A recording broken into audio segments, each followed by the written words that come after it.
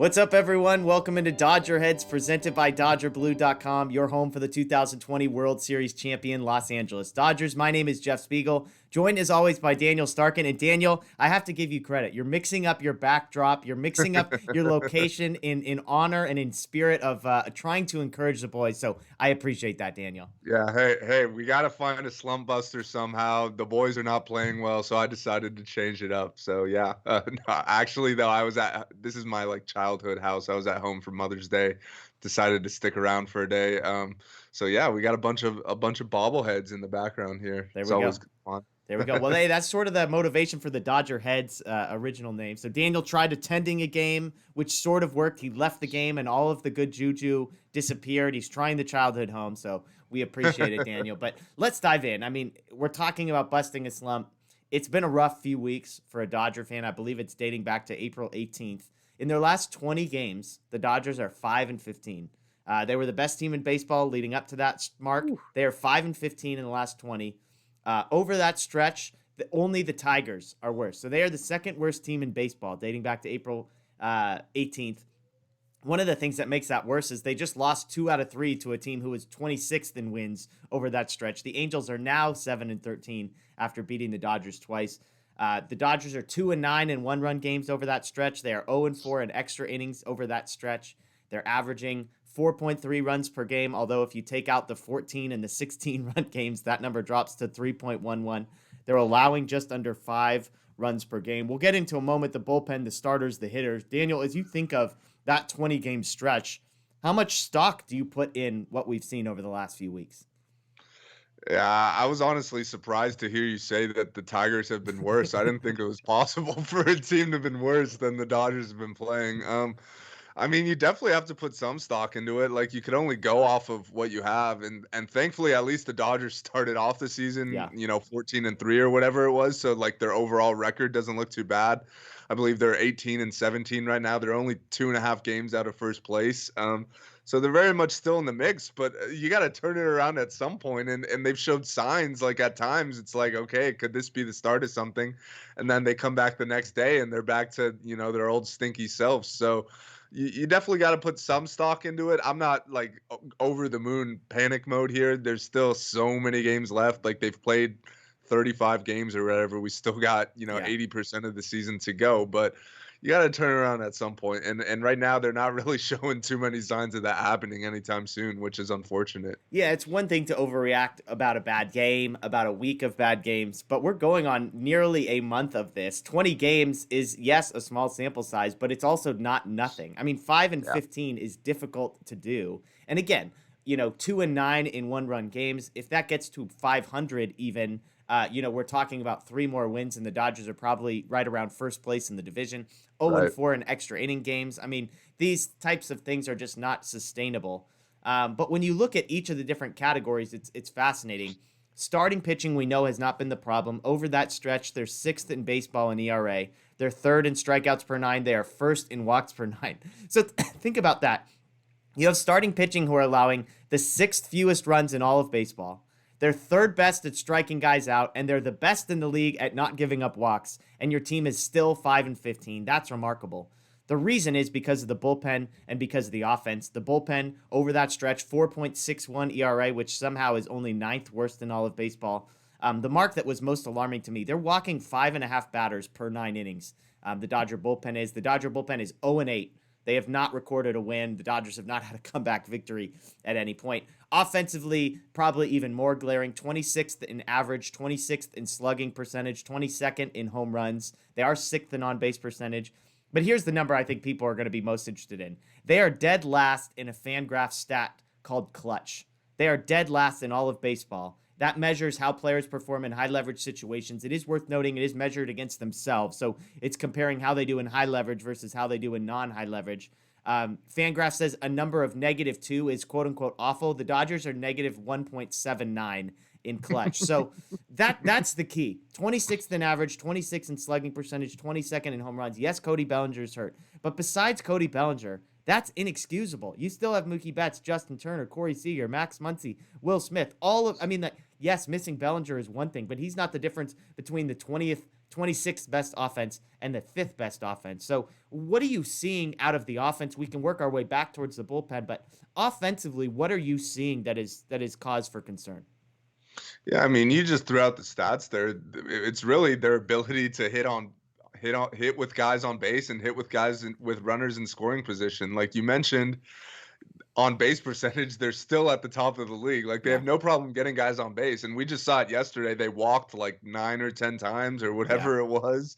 You just got to find a way to get them in. That's baseball right there. You got to get guys on, you got to get them over, and you got to get them in. And those things all work in conjunction together. You can't do one without the other and expect to have success. So, we've seen with the Dodgers, they might have a leadoff double and then we see that guy stay on second base until the inning ends. Like Yeah. when you get a leadoff double, that run needs to score. You don't even need a hit to score that guy. Get a leadoff double, hit a ground ball to the right side to move him over, and then hit a fly ball to score him. Like that's not rocket science. That's just playing good baseball right there, and that's not what we've seen from the Dodgers. We know they're not really a running team, so they're not going to steal bases. So you got to do the fundamental things to move guys over. And right now they're not doing that, and that's why they're not scoring many runs. Like I was saying, they don't have a problem getting guys on base. It's getting guys in that's been the problem. Yeah, it was fascinating because you and I went live after their win the other night, and the question that I opened with was, "Hey, is this it? Has the offense figured it out?" And ironically enough, both you and I said we're not really convinced yet. We want to see it Yeah. more than once, but more importantly, you looked at that game, and there was a lot of soft contact, there was a lot of seeing eye ground balls, a lot of infield singles, that type Yep. of thing, which says yes, you can look at the run total and say, "Oh, thank goodness they figured it out." But the Dodgers, even when they've scored runs, it has felt more lucky than good. You go through some of the StatCast numbers. Dodgers on the season, the whole season, they're 17th in hard hit percentage. They're 17th in barrels per plate appearance. I mean, it's just disappointing. If you look at 2020 to 2021, the Dodgers have had the biggest drop in hard hit percentage in all of baseball. They're down 4.7%. They have the third biggest increase in strikeout percentage across the league at 3.1%, and the second biggest increase in walk percentage. So that's a good stat. The Dodgers are walking, but that's almost, it seems like complicating things. I mean, you played a level of baseball, you've been around the game, you've followed it. I've always been curious. A day like yesterday, where the Dodgers only get 1 or 2 hits, but they walk 6 times. Sometimes it feels like walking actually hurts your ability to put the ball in play. It hurts your ability to hit. Obviously, it hurts your ability to put the ball in play because the guy can't throw strikes, but sometimes it feels like you just get content with the walk, or maybe a guy's effectively wild. Like, what do you make of that? The Dodgers are doing a great job of drawing walks, but is their approach, sort of their deferral to walks, is that potentially actually hurting their ability to put the ball in play and hit with power? Yeah, I mean, you definitely make a good point there. You can't go up there and look for walks. And I feel like that's kind of what the Dodgers have been doing. Like, I get that you want to work counts, you want to get starting pitchers out, you want to get their pitch count up so they could get out of the game early and you could get into the bullpen, but you can't just go up there looking for walks. And sometimes, you're only going to get one good pitch to hit, and it may be the first pitch, it may be the second pitch, and you can't just be taking that to work a count in hopes of, Yeah. getting the pitch count up. Sometimes that first pitch is going to be the best one, and outside of Corey Seager, you don't really see too many guys ready to hunt that first pitch. So I definitely think there's something to that. I would like to see them be more aggressive, at least in the strike zone.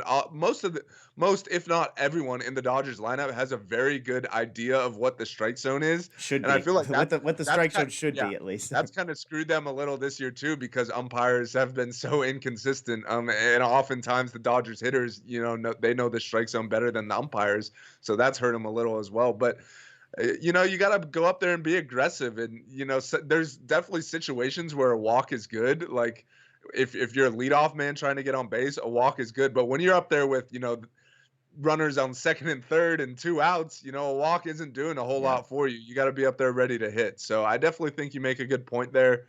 I'm not saying the Dodgers should just go up there and swing at everything and, Yeah. and hope to get hits. I like, their approach a lot of the time. I just feel like there's certain situations where you can't really be passive. You got to go up there and be aggressive.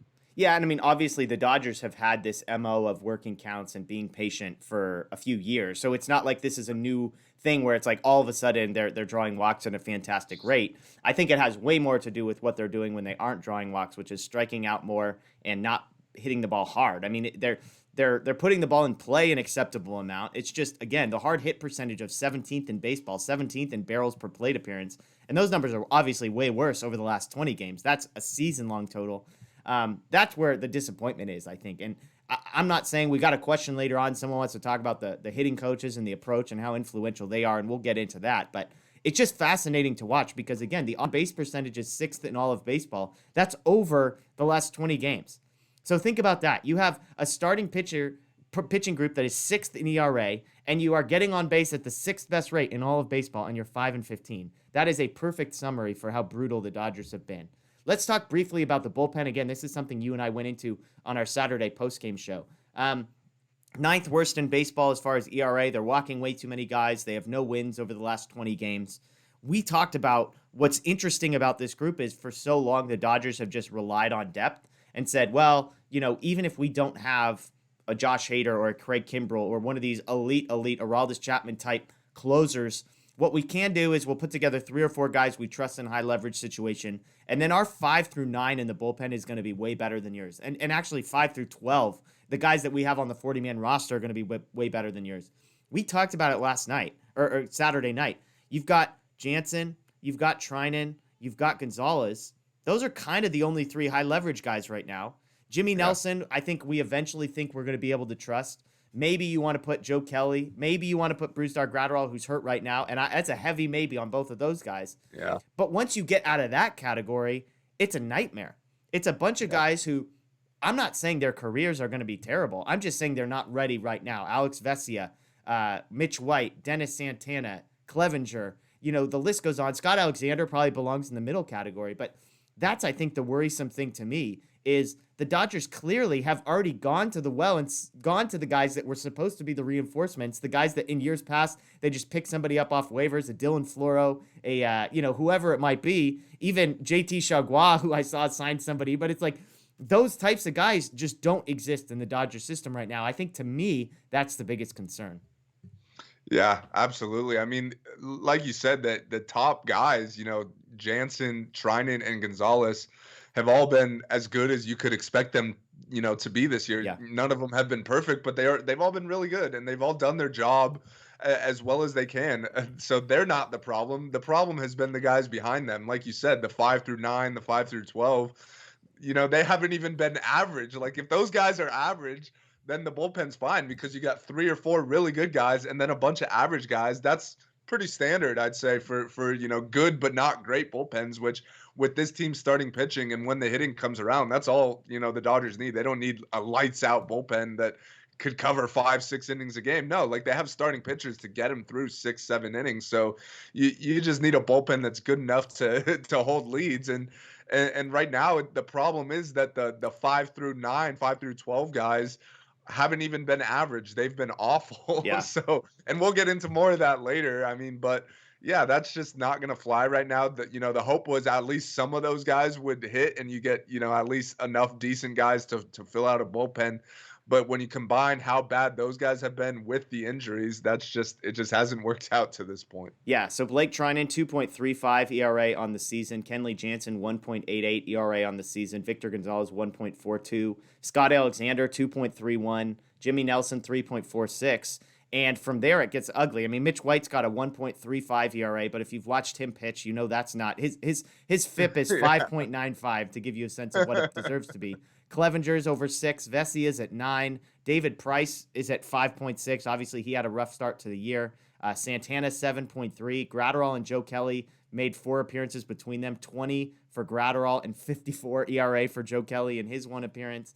Even Knebel had a 4.50. So, you're talking about those 3 or 4 guys that you trust, and then beyond it, it hasn't been good. And again, the concern for me is not what it has been. The concern is I don't know what the answer is. It's not like you're just like, oh, these guys are going to figure it out. And I think some of the, out of Vesia, Clevenger, Santana, Mitch White, could one of those guys by the end of the year develop into a reliable, very worst relief pitcher on a playoff World Series type team? Of course. I think a couple of those guys absolutely could. But to believe that more than one of them seems a little uncertain. Clevenger has flashed some nice stuff. Vesia has had moments. Mitch White has had moments, but it's kind of a rough group. And we talked about, I think both of us believe that's where the Dodgers are going to be active on the trade market is in the bullpen, with more teams making the playoffs. Obviously, not as many as last year, but you've still got the wild card. There's just going to be a lot of teams that are still in it. Nobody's like tanking already, or at least not. Maybe the Tigers are, but other than them, there's not teams that like are going to be willing to part with high end bullpen pieces right now. But the nice thing is bullpen is the easiest thing I feel like usually to address at the deadline, because just because you're a bad team, it probably means you don't have great starting pitching to trade. You probably don't have a great offensive piece to trade, but it very well could have a great bullpen piece willing to trade. So something to monitor there. Can the Dodgers go and get a high leverage type piece, maybe two pieces to bolster that bullpen? Because look, the Dodgers didn't have the greatest bullpen of all time last year. That wasn't the strongest part of their roster, but it was deep. And I think that's the concern right now. At best case scenario, even at full health, with trusting that Knable's probably not coming back, even at full health, even if Jimmy Nelson's healthy, even if David Price is healthy, even if those guys have kind of improved a little bit. I mean, we're talking about at best 4 or 5 guys that you really trust out there, maybe 6, depending on what Scott Alexander does the rest of the year. So again, 20-game stretch for the Dodgers, 5-15, second worst team in baseball over that stretch.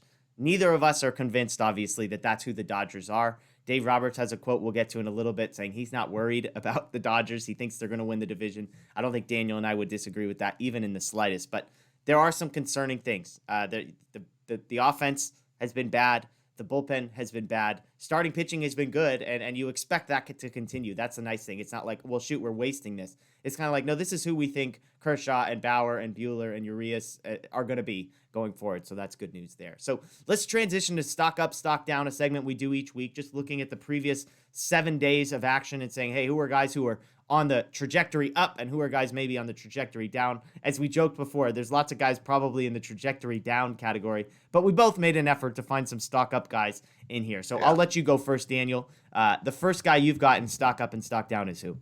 Yeah, my first guy for stock up, I'm going with, we just talked about him, Blake Trinan.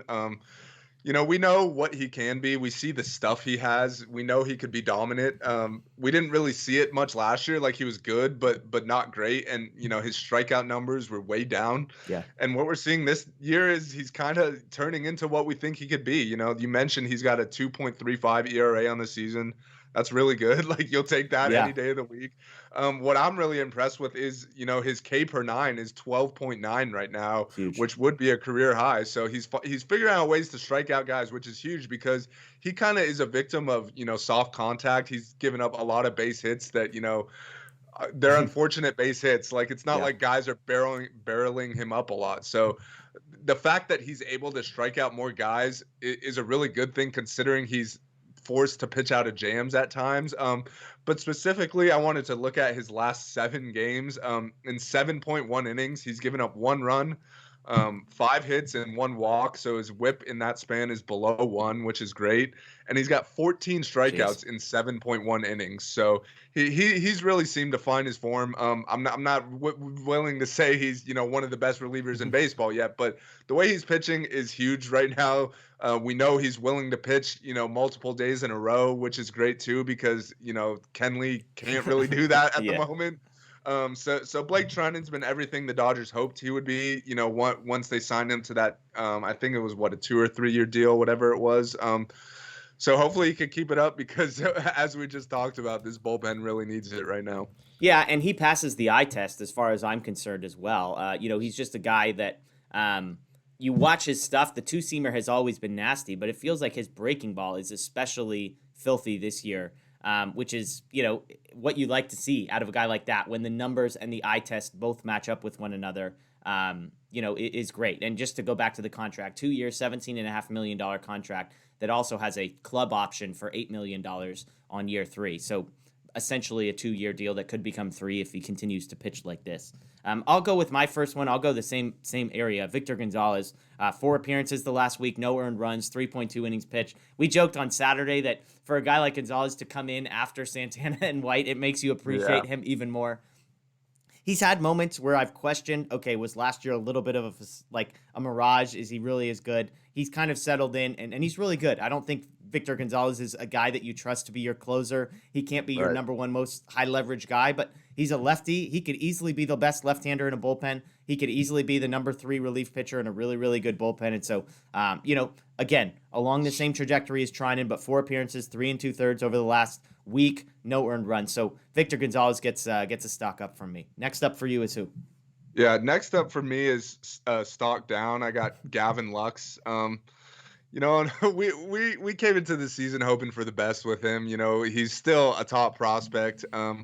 He had a bad year last year, but we didn't put too much stock into that just because he got the late start and was, kind of up and down. But so we had high hopes coming into this year, and to this point, he hasn't been able to live up to those hopes. He had that injury that I believe it was a wrist injury that cost him a couple weeks, so we cut him some slack. Before that, maybe he was hurt. And then we cut him a little slack right when he got back because he's just coming back. But now we're at the point where it's like, all right, we got to see this guy hit if he's going to be our everyday second baseman. And that just hasn't happened yet. He's got a 510 OPS on the year, which is probably one of the worst in the league, if I had to guess. Yeah. So I mean, I'm legit starting to get concerned about Lux. Maybe he needs some more time in the minors to get things going. I feel like he's a rhythm hitter. So when he gets hot, he's really going to get hot. And when he's cold, he's really cold. And right now he's cold. So I'll be curious to see how they handle that. I know isn't really many great options, to take his spot right now. Maybe when Zach McKinstry gets back, he could, see a lot of the time at second base. Or when AJ Pollock's healthy, he could play left and Taylor could play more second. Although Taylor's playing a lot of center field right now with Bellinger back. So, I don't know what the solution is right now, but I know Gavin Lux isn't it at the moment. And unless things change quickly, he's on borrowed time, I feel like. Yeah. And we've got a mailbag question about Lux, so I'll keep my thoughts on Lux to a minimum here and save them there. But I hear you on all that.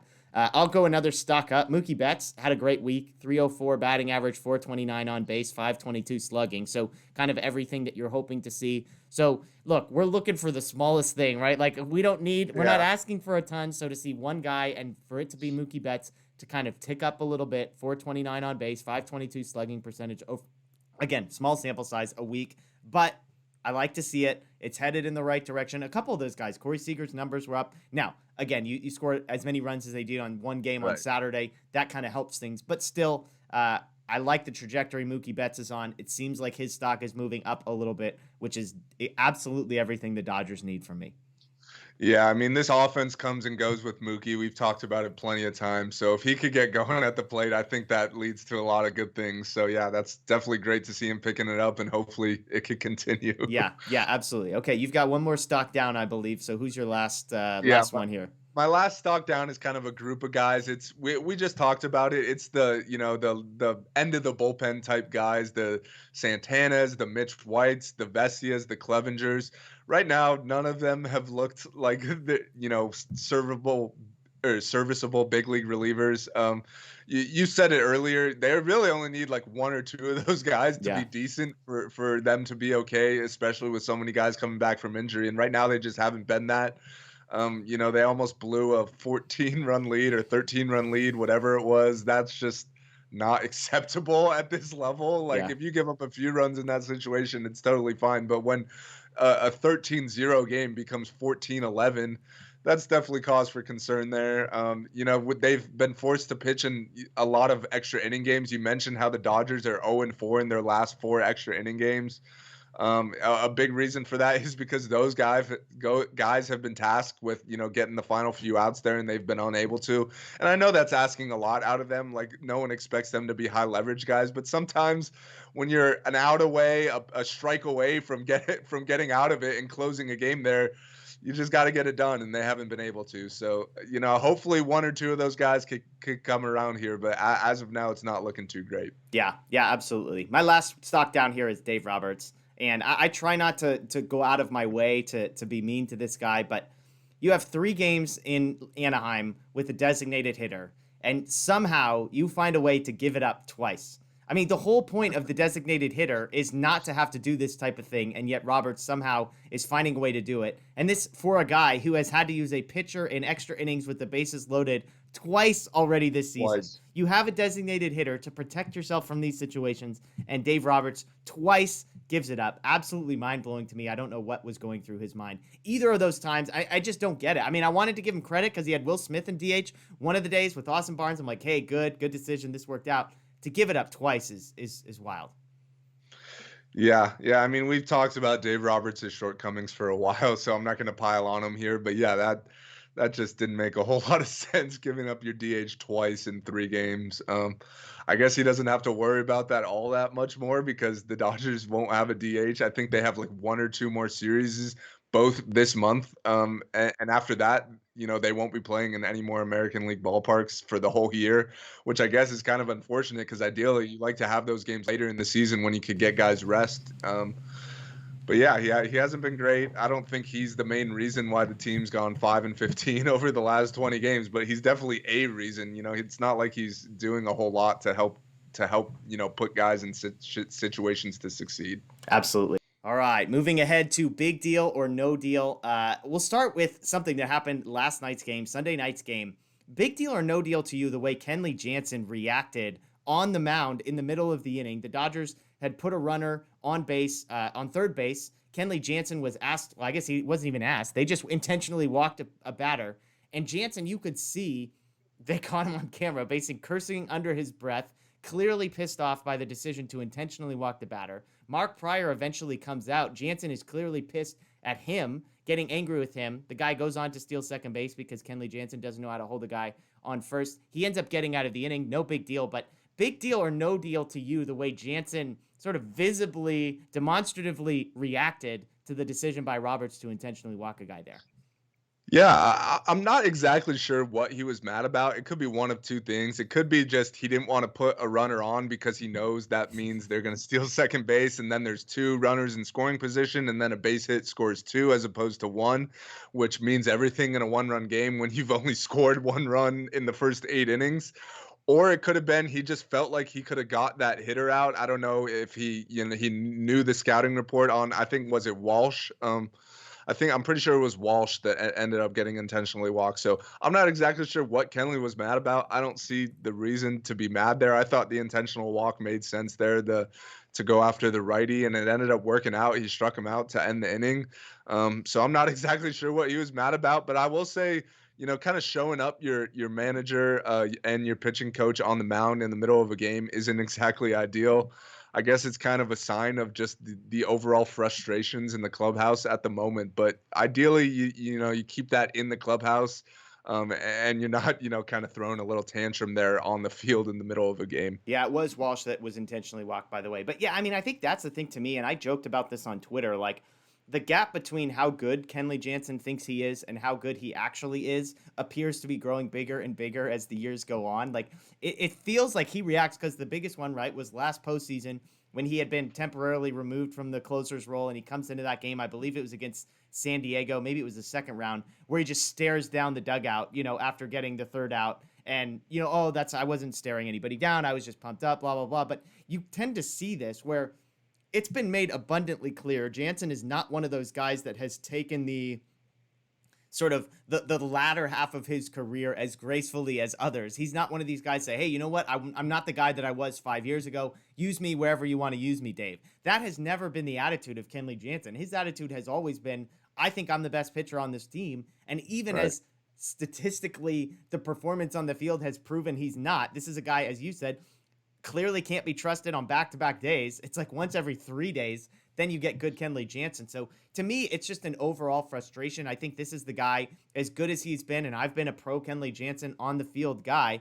I think this is one of those guys that I'm sure Dave Roberts is sort of, I don't want this to be taken the wrong way, but almost he won't be bummed at the end of the year when Kenley Jansen's contract expires, because I just think this is a sign of maybe some difficulty that Dave Roberts has had to manage behind the scenes, where Jansen just thinks he knows better, thinks he is better, and that's bizarre to me. So I think it's a big deal because I think it's, when everything's going well, the Kenley Jansen stuff can kind of fall to the wayside, but when things aren't going well, these are the types of issues that seem to fester, that seem to maybe get worse and worse and worse, rather than, hey, we're winning, we won the World Series, no big deal kind of thing. So I don't know if you agree with my assessment of Kenley Jansen overall and his attitude, but it does feel like if things don't turn around on the field, that off the field, this could become an issue. Yeah, I definitely feel like Dave Roberts has kind of had to, tiptoe around Kenley for years now. It feels we see his public comments. He's basically always defending Kenley. Yeah. Even when he blows a save, he says, he liked, the way he was throwing the ball. He's still the closer, blah, blah, blah. And I think a lot of that has to do with kind of, Kenley's ego, which I will say, Kenley earned the right to have Yep. that just because he was so good for so many years. But I also think he has to have a little self-awareness and look at what he's done the last, couple years here. And he's not the same guy he Yeah. was back in, 2015, 2016, 2017. He's not that anymore. He's still a very good reliever, but he's not the top 3 reliever in baseball like he used to be. And I get why he still wants to have the mindset of he's the best, but I feel like there's at a certain point you have to realize like, hey, maybe I need to take this coaching for what it is and not just put it to the wayside and think I'm the best. I could get out of whatever. Yeah. I could strike out every batter. So yeah, like you said, I don't think it's a huge problem now, but if the losing continues and Kenley continues to throw tantrums on the mound, that's not going to be a good thing overall for the clubhouse. So yeah, hopefully the team could just turn things around because I feel like that's basically the solution to everything right now. Yeah, and we joked on Twitter because it's like he was potentially mad because he knew this guy's going to end up on second base as soon as he steals a bag. And it's like, well, whose fault is that, Kenley? Like, whose fault is Yeah. it that you've no point in your career made any effort to hold a Yeah. guy on?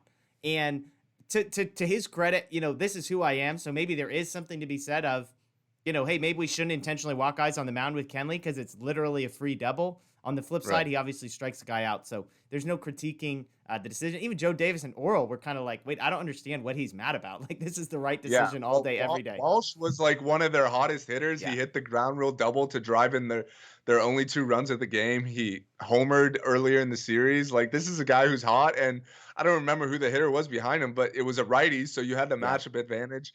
And it was clearly a worse hitter than Walsh. I think it might have been Upton, It or was I don't Lagares, remember. Juan Lagares. Oh, yeah, Juan Lagares can't hit, so that Yeah. was a no-brainer to me. Yeah. And it worked out just fine. So yeah, I don't understand what he was mad about. Okay, next up on Big Deal, No Deal, Dave Roberts' quote from last night after the game. Quote, we're going to be at the top of this division, I have no doubt in my mind. Kind of asked, how is the team feeling? How are you processing the slump, et cetera, et cetera. We're going to be at the top of the division, I have no doubt in my mind. Big deal or no deal to you to have Dave Roberts just say it as matter-of-factly as he did?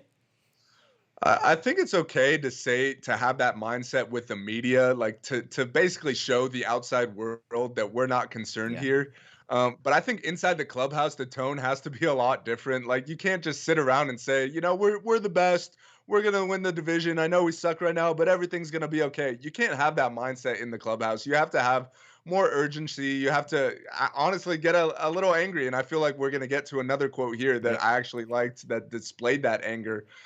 So I'm fine with, Dave Roberts having that tone with the media because you don't want to, you don't want to give off that everything's bad right now and everything's a disaster. But I think internally, I hope he's saying different things right now. Yeah, this is a no deal to me simply because I think every single one of us would have said the exact same thing. Like, yeah, it's bad right now, but none of us have abandoned the NL West hopes of the Dodgers, the World Series Right. hopes of the Dodgers. And so, Yeah, and as bad as it's been, they're only 2.5 Yeah. games out, which like that could change in 2 days here. So Yeah. it's not like the division's lost by any means. Like they're still fine when it comes to that. and they're 2.5 games behind a team in the Giants that all of us, I think, are expecting at some point a regression back Yeah. towards the mean. So the quote you Yeah. reference is Trevor Bauer, and this one drew a lot of media attention. And there's 2 quotes in here, so I'll just give you both of them. When asked how the team is feeling, quote, I don't necessarily want to speak for the team. There's a lot of other guys in the locker room that feel how they feel. I'm pissed personally. I freaking hate losing. I want to win. That's why I came here. We are not playing to our capability right now, so I'm mad. I'm not going to speak for everybody else. The follow-up was, are you surprised you've lost 5 series in a row? Quote, instead of finding ways to win baseball games, we're finding ways to lose them. It's early, and you can say it's early. You can say there's no need to panic. You can say all these things. They're all true, but at the end of the day, we're just not going to roll the bats and balls out there and win baseball games. We're not just going to sleepwalk our way to winning another division title and going to the World Series. That's not how it works. You've got to go out there and beat someone every day. We haven't been good at it, and we need to get better. Big deal or no deal that Bauer comes out swinging, not in no personal attacks, no aimed at anyone, but big deal or no deal that Bauer comes out and says this after yet another game in which he pitches really, really well and the Dodgers don't win. Yeah, I mean, I absolutely love these comments. I was waiting for someone to kind of display that fire, kind of, pump guys up, get them going.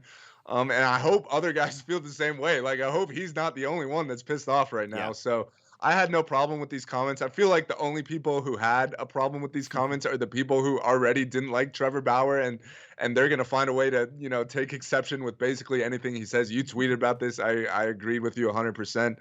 Um, so I feel like the only people who thought Trevor Bauer was throwing his teammates under the bus at all were the people who already hated Trevor Bauer. So it's not like he's going to say anything to change those people's opinions. But I didn't feel like he was throwing anyone under the bus. I feel like he was just speaking from the heart about how he feels. And I hope more guys are pissed off too. So, I didn't have a problem with these comments. I actually liked them. And hopefully it kind of sparks some sort of turnaround here. Yeah, I think I think it's a big deal. I think it's a great deal. I'm glad he said it. I think he's, the type of fire and energy that you knew you were getting with Bauer, and the team needs it. Right. I think what frustrated me was seeing a headline, Trevor Bauer is not happy with the Dodgers. I mean, it's just a complete misrepresentation of the quote. Trevor Bauer is not happy with losing. He's not happy with losing. There's nothing in here where he says, Dave Roberts is failing me. He shouldn't have pulled me out of the game. Like, Clayton Kershaw hasn't been good enough. Right. Why is Corey Seager suck? Like, nowhere in there is there any of that. He just says, I'm going to speak for he even went out of his way twice to say, I'm not speaking for anybody else. I'm speaking for me. I hate losing. I want to win. That's why I came here. We're not playing up to our capability, so I'm mad. So I think it's great. I think everything he said is true. I mean, that's the thing to me at the end of the day with these post-game quotes. Is the player right? If the player's right, you can't be mad at him. Everything he said in this was accurate. They're not playing as good as they should be. They can't sleepwalk and just win the division and go to the World Series. They need to go out and beat someone every day, and they haven't been good enough at it. All of those things are accurate. I think he's just giving you an honest quote, which I think is ultimately what we want out of players.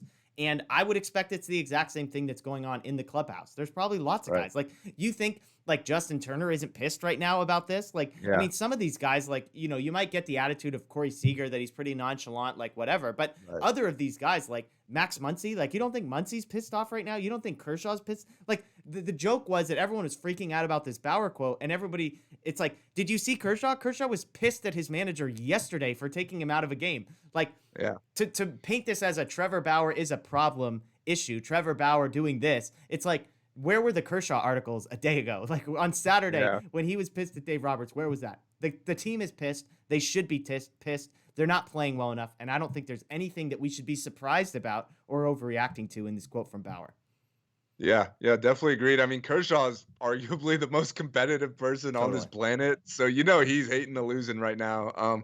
So yeah, I don't understand the sentiment that Bauer's the only one who's feeling this way right now, or that he's throwing his teammates under the bus here, saying he doesn't want to be a Dodger. I didn't get that at all. I just got what I took from it is that the guy's pissed off and hates losing, and I feel the same way. I'm sure everyone in that clubhouse feels the same way. Right. So yeah. Okay, next one, big deal, no deal. This was sort of breaking news as we're recording. We don't have a corresponding move yet, but Keibert Ruiz optioned. There was talk of potentially carrying a third catcher, allowing him to be a pinch hitter, allowing Will Smith to be a pinch hitter, that kind of thing. I believe he's 1 for 6 since being called up. Again, the one was a home run. Big deal or no deal to you that Keibert Ruiz is going down? Again, we don't know yet for who's taking his spot on the roster. But all we know is that he's being optioned. Big deal or no deal to you? Yeah. Like you said, we're not really sure who's taking his spot. We don't know if they're calling someone up. We don't know if someone's coming back from the IL. But to me, this is not a big deal just because it doesn't surprise me at all. We've both talked about on the show a lot how we want Keibert Ruiz on the roster, just like you said, so they could use either him or Will Smith as a pinch hitter. But at the end of the day, they still want him to develop. They want him playing every day. You mentioned he's only had 6 at bats. He's been up for like a week or whatever. Yeah. So that's just not enough for him to develop into what we hope he could be. So I'm not surprised to see him option. He's going to go down to AAA where he could get 4 at bats a night. He could catch all the pitchers on the staff. I'm sure we'll see him again at some point this season. I'm not sure how soon. But he needs to go and hit every day. So hopefully he could get in some sort of groove. Because like you said, he hit that home run on the first pitch he saw when he got called up. And then since then, he's 0 for 5. He struck out in a big spot yesterday. So, yeah, I'm not surprised at all by this. I don't think it's a huge deal. Yeah, I mean, I joked when he struck out with the bases loaded. I think it was Saturday night maybe. It was sort of like, hey, this is a big moment for the Favorite Ruiz should stay up camp, and he strikes out. So we knew Yeah. that, like, if he gets 6 at bats, he was going to have to go like 3 for 6 with a home run and another extra base hit or a clutch hit Right. there in order to do it. It didn't happen. I will say I was really impressed with sort of the confidence. I mean, and I don't know if this was all show. Maybe the pitchers hated it, but I liked the way that he interacted with pitchers. Like, there was a lot of hand movements. There was a lot of like interaction between him and the pitcher when he was behind the plate. Oral Hershiser even pointed it out at one point. He's telling, I can't remember who was on the mound, but he's telling him, hey, come towards me, come towards me. So I appreciated that. I mean, for a young kid, he didn't seem scared at all. Obviously, offensively, it didn't line up. So, again, waiting to be seen what happens, but not a big deal to me. I think expected by everyone. As much as I would love for him to stick around, I don't think he did enough to sort of justify doing something crazy in that front. So, okay, last one here. Big deal or no deal? We're going to go a little fun here before we get to mailbag questions. Shake Shack opening at Dodger Stadium. Breaking news was that I believe it's opening tomorrow or Tuesday, I think, or this week or something like that. Shake Shack is opening. So, first, very simply, big deal or no deal that Shake Shack is opening at Dodger Stadium, and then I've got an exercise for you. I'll say it's a big deal just because of the lack of other good food options at Dodger Stadium. I'm not trying to hate on the Dodger dog, but if you're going to, a lot of games, you probably want something other than a Dodger dog every now and then. And this is another good, albeit expensive option. I'll be curious to see because Shake Shack alone is pretty expensive. So Shake Shack at Dodger Stadium is going to be super expensive. So I'll definitely be checking the prices before I walk all the way out to center field to get some, because that's where it's located, like behind center field, and I believe that's the only one in the stadium. But hey, it's another solid food option. Yeah. Okay, so here's the question. Where does Shake Shack rank for you among burger places? So, like, Shake Shack is obviously sort of the East Coast version. We've got In-N-Out in California. Obviously, Five Guys is sort of used to be a Northeast thing, is now kind of national. I don't know if you've been to Whataburger, but that's the Texas version of all this. Yeah. So I'll put it this way. I want to hear your top 5 burger options. You can insert fast food chains, McDonald's, Burger King, Carl's, etc., as necessary. But sort of your non-sit down burger places. Where does Shake Shack fall in the rankings here? Okay, well, number one for me is a no-brainer. It's In-N-Out. Just the combination of how good the burger is, how quick you could get it, how cheap it is. Like, you get a burger, fries, and a drink for like $7-8 or whatever. Whereas Shake Shack, you're only getting the burger for that much. So In-N-Out is one for me. Number 2 for me is, I don't know if you guys have it in Oregon, but Tommy's. Oh yeah, Tommy's is classic. Tommy's original hamburger. I love Tommy's. I grew up with one, right down the street here, so I've had Tommy's a lot in my life. Then after that, I'd probably go Shake Shack right after that. Like, I like Shake Shack a lot. It's really good. The only problems are that it's expensive, like I already mentioned. Like, I'm not trying to give up an arm and a leg to have a burger and fries for dinner, so that's not exactly ideal. But also another problem I have is the burgers are pretty small, I'd say. So if I'm already paying more, I at least want to get a burger that's going to fill me up, which Shake Shack doesn't always do.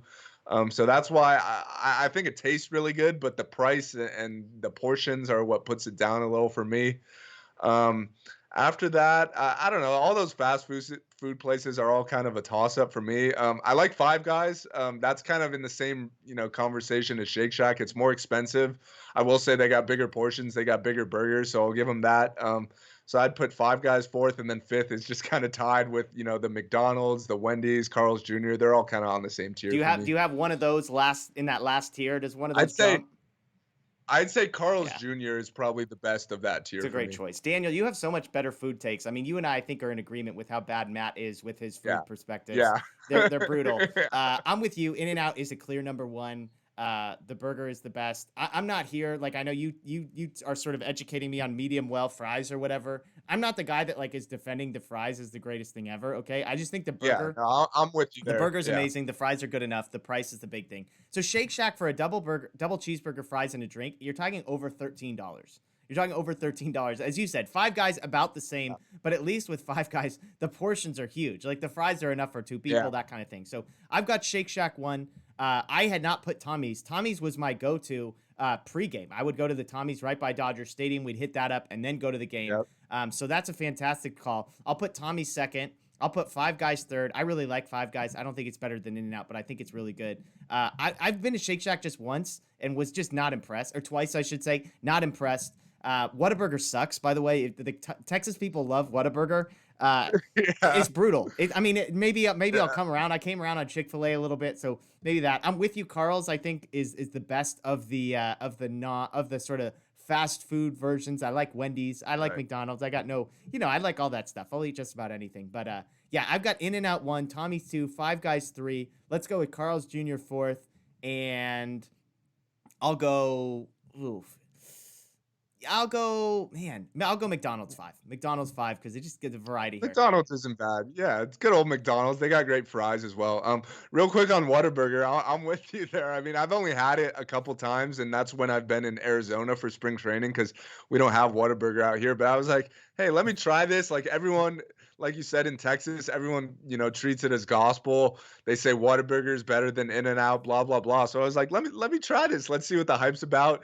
And I was really disappointed. Like it wasn't bad, I'd say, but it was just kind of average. It was just like whatever. Yeah. Like this is fine, nothing special. So I'm with you there. I will say they do have other options on the menu, which is always good. Like In-N-Out, you're only getting a burger and Yeah. fries at In-N-Out. Like they don't really have anything else, which is fine because they have a great burger and fries. But at least Whataburger, you could get a chicken sandwich. They got breakfast options. They got a bigger menu, so I'll give them that. But as far as just the overall quality of their food, yeah, I was really disappointed, in the 1 or 2 times I had Texas it. people swear by it, and I'm like, it's just, it falls. It's like as good as Burger King or McDonald's or any of those, as far as I'm Yeah. concerned. So, also shout out to Jack in the Box for tons of free jumbo jacks. I see that commercial every game, and as an Oregonian, it's like, well, I don't get anything for free, so thank you very much.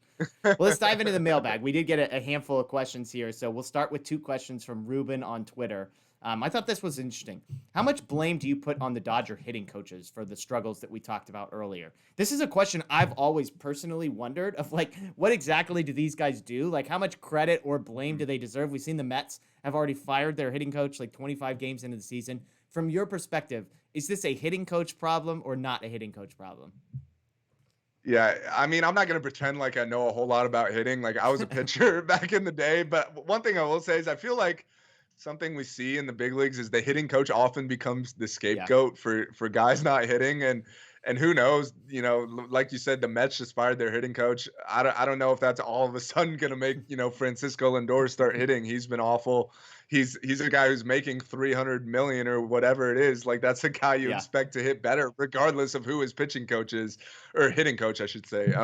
So I think with the Dodgers, I don't think you should fire the hitting coach at all. Like Robert Van Scoyoc is known to be one of the best there is. He's turned around so many guys' careers. Yeah. He's helped Justin Turner a lot. He's helped Chris Taylor a lot. He's helped other guys across the league. Like JD Martinez is a guy who kind of turned his career around after working with Van Scoyoc. So I think he's a huge asset to this organization.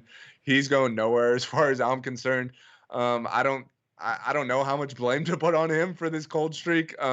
But I'm assuming everything's going to turn around. Like the Dodgers aren't going to be this bad all year, and I don't think firing a hitting coach really solves anything. Yeah, I mean, if you want to get pissed at him about the last 20 games, like how much credit does he deserve for winning the World Series last year? Like right. when all these guys were amazing. So if you want to bash him now, you've got to be willing to give him all the credit in the world for the past 7, right. However long he's been with the Dodgers. So. Another question from Ruben, something we touched on. Gavin Lux has underperformed for almost 2 years now. At what point do you option him? Never has hit above 250 for his career. I'll add this. This was a Dave Roberts quote when asked how long of a runway does Gavin Lux have. Quote, I don't think you can really define what it is. For me, the defense has been very consistent, and I see the at-bat quality getting better each day. By the way, if you listen to a Dave Roberts quote, all he wants to talk about is at-bat quality, which I don't know what that means, because some of these guys, it doesn't seem like the at-bat quality is as high. He goes on to say, in Gavin's particular case, it's not really about results. I don't think there's a game or a stat line I'm looking at, to be quite honest. So you hinted at this, so I guess I'll take this one. At what point do you option him? My simple answer is, who's taking his spot? Like, it's not like there's guys on even the bench like that are better than him. Right. There is nobody that is taking Gavin Lux's spot. As Roberts points out, his defense has been really, really good. So he's an asset there. So even if he's like Kike Hernandez, where he gives you really high level defense and really poor hitting simultaneously, that's still better than the alternative. You pointed out maybe when McKinstry is back, maybe when Bellinger's back. You can kind of move Pollock and Taylor and some of these McKinstry guys around. I would be okay with that. But yeah, I mean, it's not great. I'm with you. Like there was an injury sandwiched in there, and so it's kind of like how much is he bouncing back from the injury? How much is was it pre-injury? It's not great. Like nobody. I'm not sitting here saying Gavin Lux has been way better. I don't like when Dave Roberts does that. Like it's not really about results. Great at bat quality. I'm like I don't know what you're talking about because when I watch him, he looks lost. I mean his helmet is falling off of his head on 2 out of every 3 swings. So I don't think he's going to be optioned. I still absolutely believe he's going to figure this out at some point, but I just don't think there's anybody there that can replace him. Yeah. I will say from that Dave Roberts quote, he mentioned the defense, and he's right. The defense has been great. The defense has been better than advertised. Like oddly enough, the question marks surrounding Lux, coming into the season and previous years has been the Yeah. defense, not the offense. And he's kind of done a 180 and flipped those around. So at least if he's not hitting, he's playing, solid defense. But like you said, it's not like they have anyone to take his spot right now. Like, what do you want? Everyday second baseman Sheldon Noisy? Like, no one Yeah. wants that. So right now, it's not like they could option him now. They got no better options. They just got to hope he turns things around. Like you said, maybe down the line when guys get healthy, when you have Bellinger's playing center field every day. So that frees up Chris Taylor to play more second base. McKinstry comes back, and if he's hitting the way he was before he got hurt, which is also a question mark, like I don't know if we could just expect that, but then he would see more time at second base. But until those guys come back, your hands are pretty tied. You don't have any other better options. Yeah, absolutely. Okay, Big Mo and Tino, 2 people asking the same question. At what point do we start talking about a new manager for the Dodgers? This is the standard, like we just put out a mailbag, ask for questions, and you're going to get this one. I want to remind people that the Dodgers are current World Series champions, that Dave Roberts was, in fact, the manager of that team. And so when they start talking about a new manager, that will not happen at any point in the year 2021. Yeah. They asked when can we start talking about a new manager? I mean, fans never stop talking about that, even when the team won the World Series.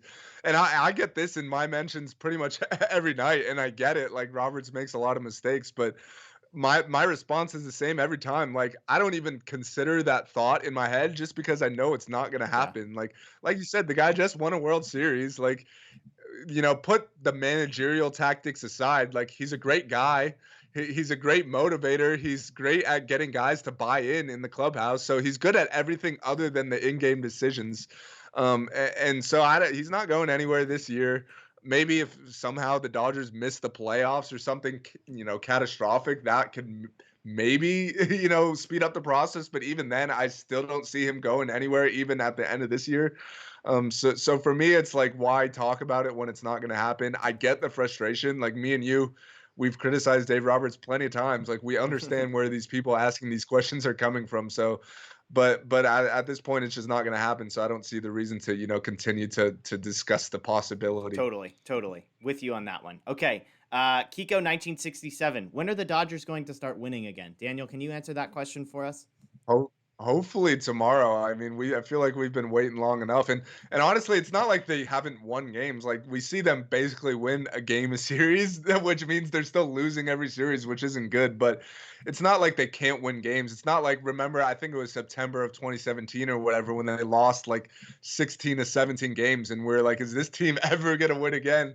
And eventually we saw they got out of it. They made the World Series. They should have won the World Series, but they were cheated out of it. So I'm confident that this team will snap out of it. But what we got to see is it, consistently. We can't see them put up 14 runs one night and then come back the next day and score 1 run. Like that's not a key to success.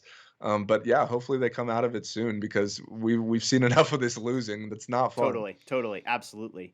Okay, a couple more questions here. Which injured list player will make the biggest impact upon return for the Dodgers? It seems like the obvious answer here is Bellinger. Because, in case you didn't know, he used to be an MVP. I guess I would say Gonsolin could be in that conversation just because he's going to lock down the number 5 starting spot, and I think he's really good. David Price maybe would be the other one, is just a guy who could become a high leverage option. Right. McKinstry, those 4 are probably at the top of the list. Is Bellinger an easy answer for you here? Yeah, he's the only one that's got an MVP to his name. So I don't think he solves all of this team's problems, but adding if he could get hot, even anywhere close to what he was his MVP season, like that's obviously another great bat to add to the lineup, which is huge when guys are struggling. So, yeah, he's the number one. But all the guys you named, like all those guys could help Yeah. tremendously by coming back, just because you're replacing, you're taking them and replacing them with, or you're replacing, the worst guy on the roster who has been, like I'd say Yeah. combined, whoever the 26th man on the Dodgers roster is has been the worst player in baseball this Yeah. season. So you're replacing the worst player in baseball, whoever that is, with, really good Yeah, players. fair. Okay, I'm gonna throw one last mailbag question. This is from Jeff Spiegel on Twitter. The Dodgers Wow. just optioned Keber Ruiz. Wait, This, I don't know yeah, who that I guy know it's is. good. Who? Anonymous. He's got an egg for a photo, so TBD on that one. Okay. But the Dodgers optioned Keber Ruiz. Don't have a corresponding move. They don't play again until Tuesday. They currently don't have a starter listed for for Tuesday's game against Seattle. Josiah Gray last pitched on May 6th, which would be 5 days ago on May 11th, which is Tuesday's game against the Mariners. Your thoughts on potentially bringing Josiah Gray up to start the May 11th game there? I don't think it's necessary right now. The Dodgers have an off day today. They have another off day Thursday. Like I'm pretty sure Bueller will be on, full rest tomorrow. I don't know why he's not listed as the starter. That's a little interesting. But I'm not expecting them to call up Josiah Gray. Pretty sure he's not on the 40-man roster. I could be wrong about Correct. that, but it would take a corresponding roster move to bring him up. Dave Roberts has said they're not really in a rush to bring him up, so I'm not expecting that. Sorry to Jeff Spiegel, Egg AV on Twitter, but I don't expect it to Yeah, happen. they've got at least on ESPN, they've got your Bueller scheduled for Wednesday's game. But to your point, Bueller would be on regular rest on Tuesday, and yes, Josiah Gray also not on the 40-man roster. Although there is one guy on the 40-man roster that I'm sure is pretty expendable. It's a guy they just picked up like a couple weeks ago. Oh yeah, Bickford. Yeah. Yeah. So who knows there? Who knows there? Well, looking ahead then to the reality of the upcoming series, they get two more against Seattle, and then they play good old Donnie baseball, Don Mattingly, Friday, Saturday, Sunday. All 5 games this week are at home. You pointed out they have an off day today on Monday. They have an off day on Thursday. They have played Seattle twice. They lost 4-3 and won 1-0. So a real barn burner of a couple games there. Anything in particular? The Mariners have Dunn and Kikuchi lined up potentially against Bueller and Urias. Again, right now ESPN has Bueller on Wednesday and Urias waiting until Friday. And then the Marlins have Alcantara, Lopez, and Lopez lined up with Saturday no starters. So Marlins, Mariners, anything in particular besides, hey, how about we just win 2 or 3 of these 5 baseball games for you? I'd say at least 3 or 4. Two would not fly for me. But yeah, these are opponents. They're definitely winnable games. The last time the Dodgers played the Mariners, I feel like they were kind of hot. They were kind of the talk of baseball early in the season. They played great defense that series. I feel like the Dodgers got screwed on multiple occasions by great defensive plays. But they've kind of cooled off since then. So I feel like you should take both of those games at home against an inferior opponent. The Dodgers have the pitching matchup advantage in both games if they have Bueller and Julio going. Julio, the last time he faced Seattle, I'm pretty sure he had his best start of the season. He struck out like 10 or 11 or whatever it was. So the Dodgers should win both of those games. And then the Marlins coming to town this weekend, those are more winnable games. I mean, at a certain point, you got to turn things around and beat the teams you're supposed to beat. Like you're going to be facing better teams down the line. You got a lot of games with the Giants left. You got a lot of games with the Padres left. You still got to face, all the NL East, good teams, the Mets, the Braves, etc. So you got to beat the bad teams if you want to, end up winning 100 games by the time the season's Yeah, over. Mariners currently 18-17, so they're right in par with the Dodgers. The Marlins are 15-18, fourth place in the NL East. So yeah, I'm with you. I mean, I joke about 2 out of 5 because that would be a massive upgrade over the win percentage we've Yeah, seen over it the would. last 3 weeks. But yeah, I mean, It obviously would. 2 games against the Mariners and 3 games against the Marlins at home. If you don't get at least 3 and 2 out of those 5, we're going to be back here a week from now with more disappointment. So Yeah. That'll see. So anyways, we appreciate all the mailbag questions. Thank you for sending those in. Thanks for joining us on Saturday night for the live post game. We had a great crowd for that one as well. So be on the lookout. We'll do another live post game for one of those Marlins games, either Friday or Saturday, most likely. So be on the lookout for news with that. Make sure you're subscribed here, Dodger Blue 1958 on YouTube. Click the notification bell. We'd love to have you do that for us. And Dodger Blue 1958 everywhere on social media, DodgerBlue.com. Like we said, Cabert Ruiz optioned. We'll let you know as soon as we find out from the Dodgers who is taking his place on the roster. That's Daniel Starkand. I'm Jeff Spiegel. This is DodgerHeads, home of the 2020 World Series champion Los Angeles Dodgers. And as always, Vin Scully taking us home. The best team holding a trophy high in the air. The Los Angeles Dodgers, champions of the baseball world.